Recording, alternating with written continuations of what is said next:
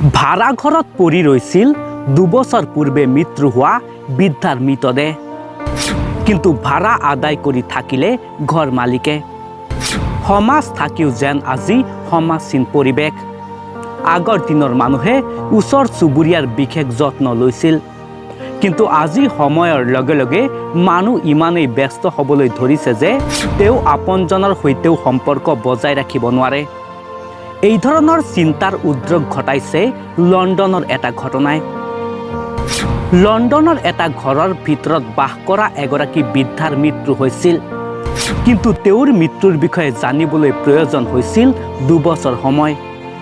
অথচ তেওঁৰ ঘৰৰ সন্মুখত দম লাগি আছিল চিঠি আৰু ফুলৰ থোপা, কিন্তু কোনেও বৃদ্ধাগৰাকীৰ বিষয়ে কৌতূহলী হোৱা নাছিল। দক্ষিণ পূব লণ্ডনৰ এই বৃদ্ধাগৰাকী আছিল শেইলা চেলবনে। তেওঁৰ মৃতদেহ উদ্ধাৰ হৈছিল তেওঁৰ ফ্লেটৰ মজিয়াত।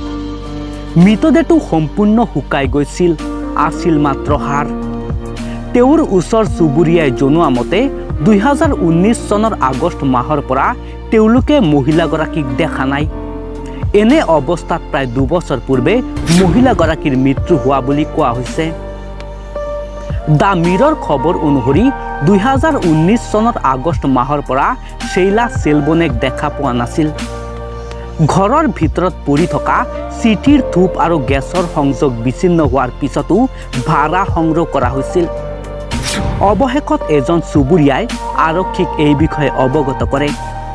আৰক্ষীয়ে সেই স্থানত উপস্থিত হৈ ফ্লেটটোৰ দুৱাৰ খুলি দিয়াৰ সময়তে ভিতৰত এগৰাকী 61 বছৰীয়া মহিলাৰ মৃতদেহৰ অৱশেষ পৰি থকা দেখিবলৈ পায়।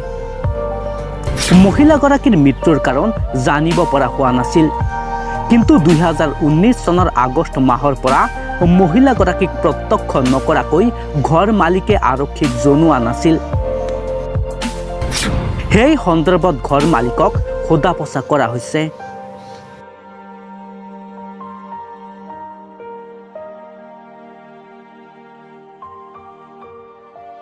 News desk, Assam expensive.